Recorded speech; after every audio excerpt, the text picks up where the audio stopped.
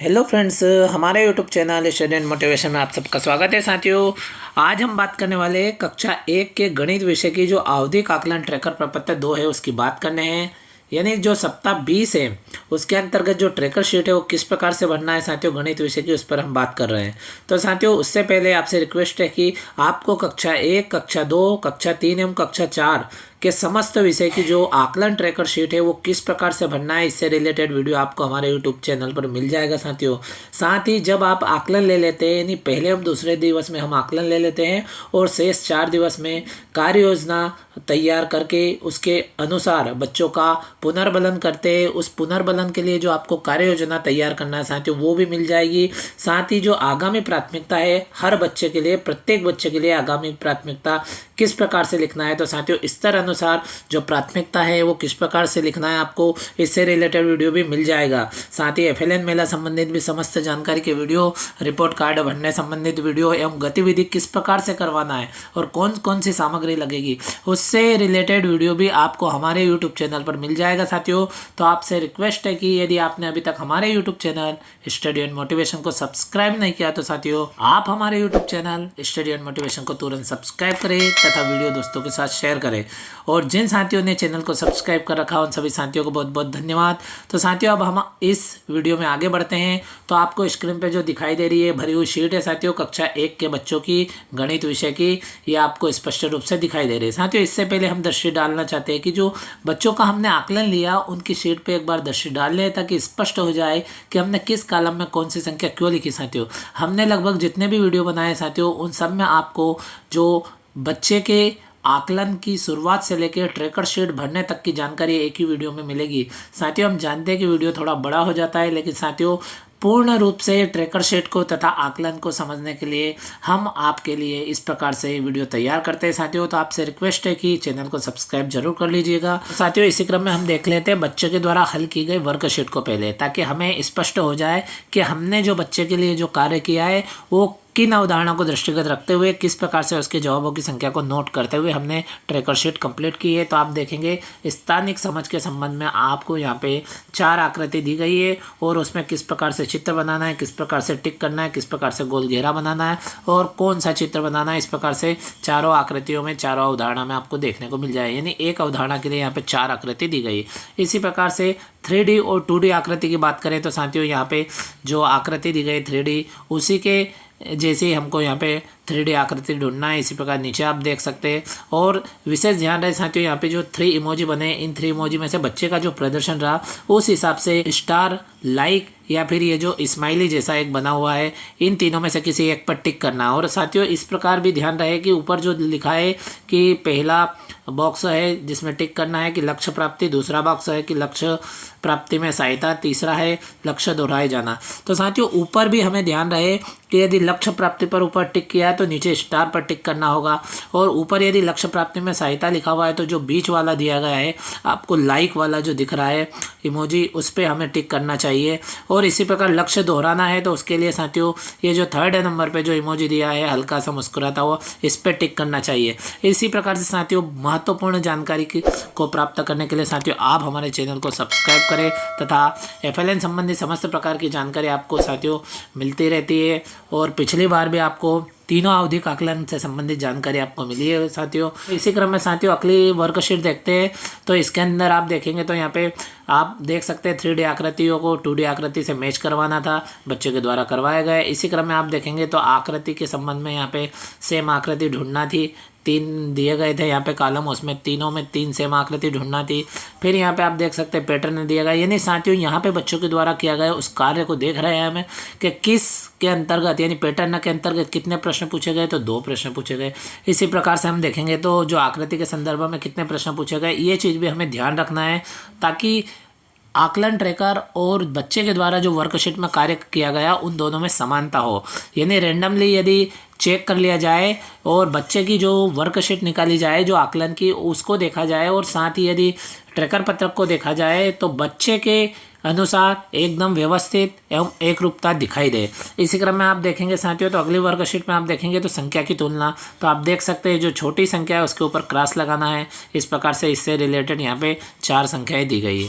इसी क्रम में आप देखें लुढ़कती और सरकते आकृति की बात करें तो जो लुढ़कती हुई आकृति उन पे गोल घेरा लगाना है और जो सरकती हुई आकृति उन पे यहाँ पे राइट का निशान लगाना है। साथियों इस प्रकार से यदि आपको आकलन में भी किसी प्रकार की कठिनाई आ रही है तो वो भी हल हो जाएगी और उसके बाद में आप ट्रैकर भी व्यवस्थित भर सकते हैं साथियों। इसी क्रम में अगली शीट की हम बात करें तो यहाँ पे 4 जोड़ दिए गए, 4 घटाव दिए गए। इसी क्रम में संख्या बोध की बात करें तो पहले कॉलम में संख्या दी गई है और अगले कॉलम में से सेम संख्या देख के उस पर गोल घेरा लगाना है।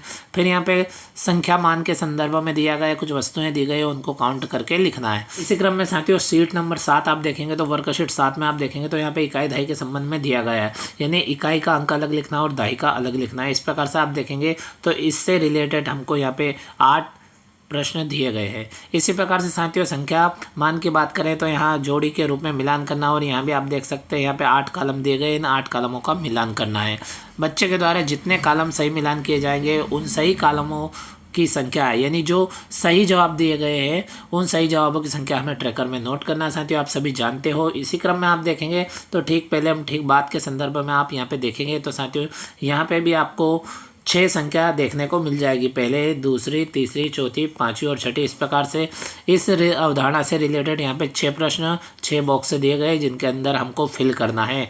इसी प्रकार से संख्या की तुलना की बात करें तो साथियों यहाँ पे बताया गया है कि जो बड़ी संख्या है उसके सामने राइट लगाना। पहले पूछा गया था छोटी संख्या के सामने क्रॉस का बताया गया था, अब यहाँ पे जो संख्या के संबंध में संख्या तुलना पूछा गया है तो बड़ी जो संख्या है उसके सामने राइट लगाना है।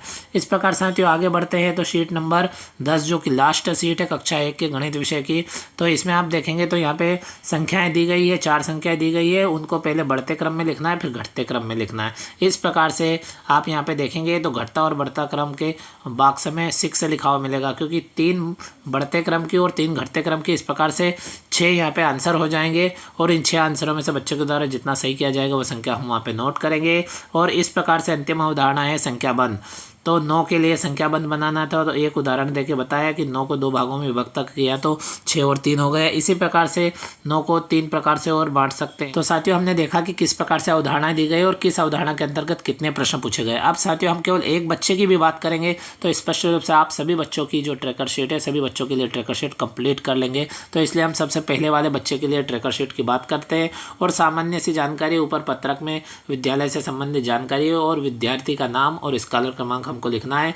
फिर हम चलते हैं कॉलम नंबर 1 यानी आकृति। पहली जो हमारी अवधारणा वो आकृति, तो आकृति के संबंध में हमने देखा कि समस्थानिक समाज, उसके अंदर 4 लिखा हुआ था साथियों। तो 4 में से पहले बच्चे के द्वारा चारों आकृति के नीचे जो टिक लगाना था, ऊपर नीचे चित्र बनाना था, गोल घेरा लगाना था, वो चारों लगाया इसलिए 4 लिख दिया। फिर दूसरे 2D और 3D के बारे में हमने बात की थी, उससे रिलेटेड 8 प्रश्न थे। 8 में से पहले बच्चे ने 8 हल किए इसलिए हमने नीचे 8 लिख दिया। पैटर्न से रिलेटेड 2 प्रश्न थे इसलिए ऊपर 2 लिखा। 2 पैटर्न में से बच्चे ने 1 हल किया इसलिए 1 लिख दिया है।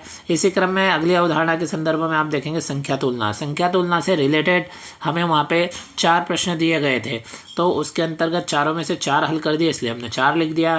फिर आकृति के संबंध में देखेंगे तो लुढ़कना और सरकना की 4 आकृति दी गई थी, जिसमें लुढ़कने वाली आकृति पर गोल घेरा लगाना था और सरकने वाली आकृति पर राइट का निशान लगाना था।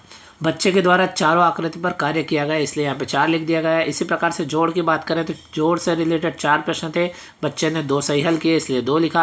यानी बच्चे के द्वारा दिए गए सही जवाब की संख्या हमें ट्रैकर शीट में भरना है। और विशेष रूप से ध्यान रहे साथियों, यहाँ पे ऊपर स्पष्ट रूप से निर्देश दिया गया है कि बच्चे के द्वारा जो दिए गए सही उत्तरों की संख्या है वो हमें यहाँ पे फिल करना है। और ऊपर जो ब्रैकेट में आप देखेंगे तो अवधारणा के साथ में जो ब्रैकेट में है वो संख्या प्रश्नों की संख्या है साथियों। इसी क्रम में हम घटाव की अवधारणा की बात करें तो इससे रिलेटेड 4 प्रश्न थे, पहले बच्चे ने 3 हल किए इसलिए 3 लिखा। फिर संख्या बोध की बात करें तो इससे रिलेटेड 4 प्रश्न थे, बच्चे ने 3 हल किए तो 3 लिखा। इसी क्रम में संख्या मान की बात करें तो इससे रिलेटेड 2 प्रश्न थे, यानी 2 टॉपिक दिए थे तो उस पे से आप देख सकते हो बच्चे ने 1 को ही सोल्व किया तो 1 पर निशान। अब इकाई दहाई के संबंध में दी गई थी तो इकाई दहाई के संबंध में आपने वहाँ पे देखा साथियों कि उससे रिलेटेड हमको वहाँ पे 8 दी गई थी। तो इकाई दहाई के संबंध में 8 बॉक्स थे तो उनमें से बच्चे ने 5 हल किए इसलिए 5 लिख दिया। इसी प्रकार संख्या मान की बात करें तो फिर से संख्या मान का हम देखें तो संख्या मान से रिलेटेड भी 8 बॉक्स दिए गए थे तो 8 में से बच्चे ने 3 को सही किया इसलिए 3 लिख दिया। इसी प्रकार ठीक पहले और ठीक बाद की बात करें और बीच की संख्या की बात करें तो उससे रिलेटेड 6 थे इसलिए ऊपर 6 लिखा है। बच्चे ने 2 हल किए इसलिए हमने बच्चे के कॉलम में 2 लिख दिया। अब संख्या तुलना की हम बात करें तो संख्या तुलना से रिलेटेड प्रश्न फिर से हमें 4 मिले थे। उन 4 में से बच्चों ने 3 हल किया इसलिए 3 लिख दिया। अब इसी क्रम में बढ़ता घटता क्रम की बात करें तो साथियों हमने वहाँ पे देखा कि तालिका बनी हुई थी और उसमें बढ़ता के लिए 3 और घटता के लिए 3, इस प्रकार से वहाँ पे 6 आंसर बन रहे थे। तो 6 में से बच्चे ने 2 हल किया इसलिए 2 लिख दिया, क्योंकि ऊपर 6 लिखा हुआ नीचे 2 लिखा हुआ। इसी प्रकार से लास्ट में जो संख्या बंद की बात करें तो 9 के लिए संख्या बंद बनाने थे। तो साथियों बच्चे के द्वारा उन 4 बंदों में से 2 बंद सही बनाए गए इसलिए हमने 2 लिख दिया। इस प्रकार साथियों ये पहले बच्चे की जानकारी क्लियर हो गई। इसी प्रकार से दूसरे बच्चे की जानकारी आप भर सकते हो साथियों। इसी प्रकार तीसरे की, और इस प्रकार से साथियों हमारी कक्षा में जितने भी बच्चे दर्ज है उनकी ट्रैकर शीट हमें इस प्रकार से कंप्लीट कर सकते हैं साथियों।